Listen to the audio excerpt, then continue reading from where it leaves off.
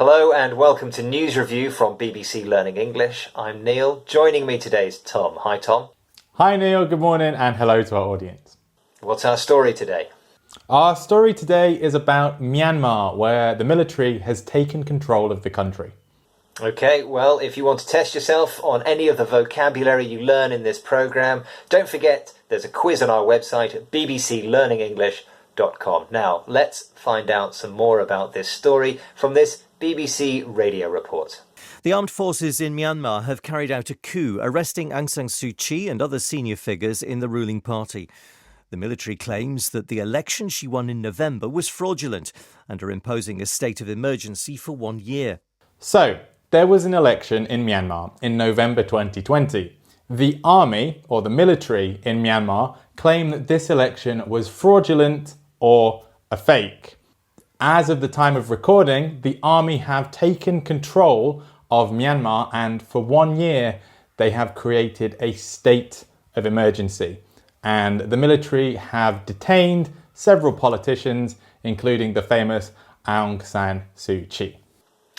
Okay, well, you've been looking at this story and how it's being reported in the headlines. You've picked out 3 words and expressions which are really useful. What have you got? Coup, at a crossroads, and deal a killer blow. Coup, at a crossroads, and deal a killer blow. So let's have a look then at your first headline with that word coup. My first headline, Neil, is from right at home at the BBC. The headline: Myanmar coup. Aung San Suu Kyi detained as military seizes control. Coup. Takeover of government by force.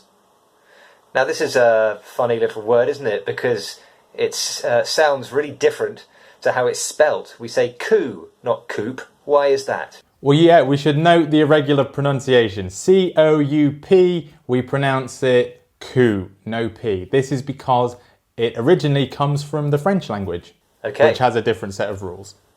Yes, okay. This word often goes with other words. It works in combination with some other words commonly, doesn't it? What are they? Yeah, so some common collocations of coup. We have major, a major coup, attempted, an attempted coup, a failed coup, one that didn't work, and my favourite collocation is bloodless, a bloodless coup. A bloodless coup. A bloodless coup is a coup when there is no violence.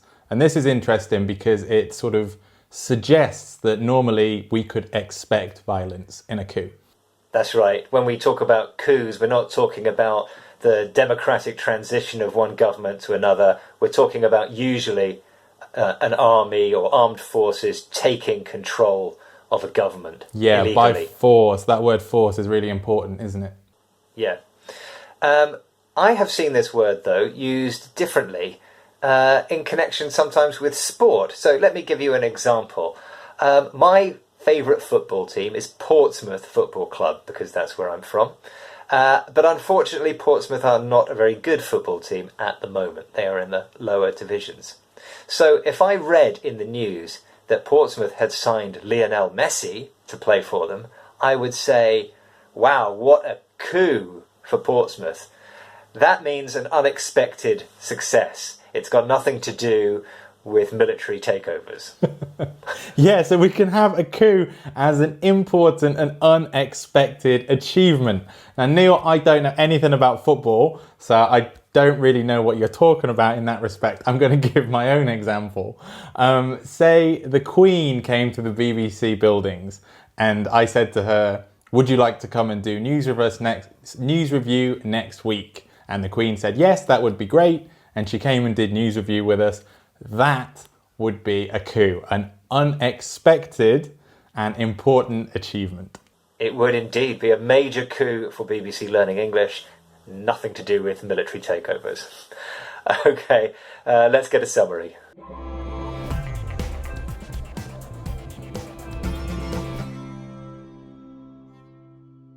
If you'd like to watch another video about seizures of power, we have the perfect one for you, an anniversary. What's it all about, Tom?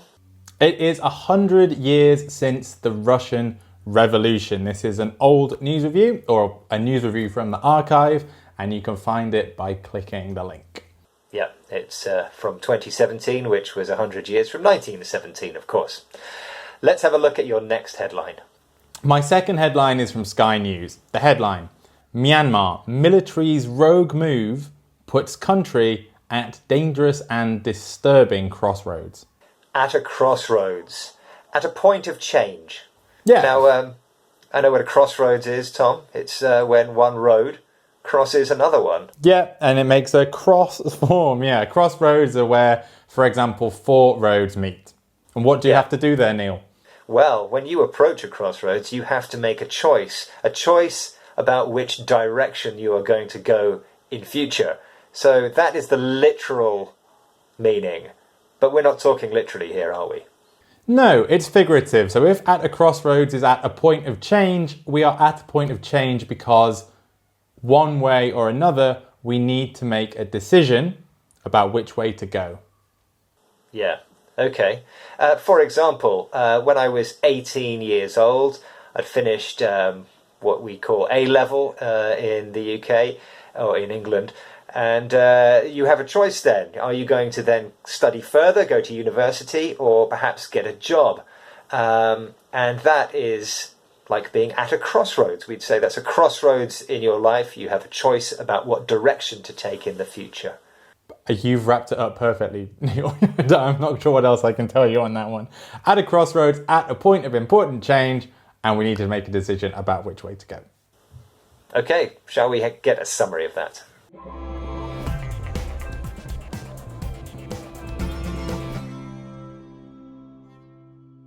We've been talking about crossroads, and we have a story about roads, don't we, Tom? We do. It's a 6-minute English, keeping cars out of city centres. You can watch this, click on the link, and drive across to YouTube or the site. Okay, let's have a look at our next headline, please. My next headline is from The Telegraph, another UK paper. It says, military power grab deals killer blow to Myanmar's fledgling democracy. Deals a killer blow, ends something suddenly and violently. Now, this is an interesting expression. It's made up of lots of words that I know, but I can't really get the sense overall. So shall we start with killer and killer blow? Yeah, so a killer blow, I imagine, probably comes from boxing. So a blow is a strike or a hit. So a killer blow would be the one that ends the fight, the ones that knocks your opponent out. Yeah, it's got a very kind of violent sense, hasn't it? Yes, definitely. What about this word deal? I know in cards, playing cards, you deal. It means you hand out or give something. Is there a sense connected here? Yeah, if you deal a killer blow, you give someone a killer blow, which it's just the verb that it takes. Yeah, okay. And of course, when we're talking about boxing, that's kind of literal, isn't it?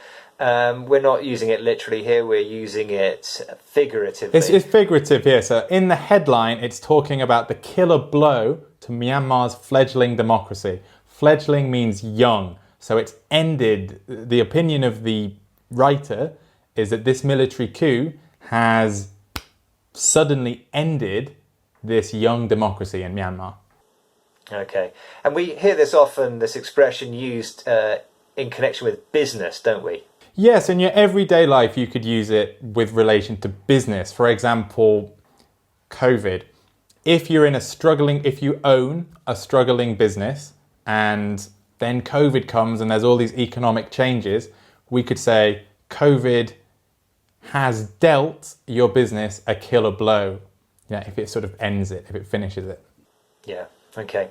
Well, let's get a summary of that.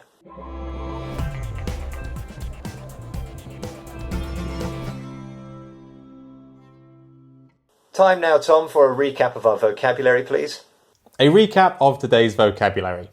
Coup, takeover of government by force. At a crossroads, at a point of change. And deals a killer blow, ends something suddenly and violently. If you want to test yourself on the vocabulary, there's a quiz on our website, bbclearningenglish.com, and you can find us all over social media. Stay safe. Join us again next time. Goodbye. Bye.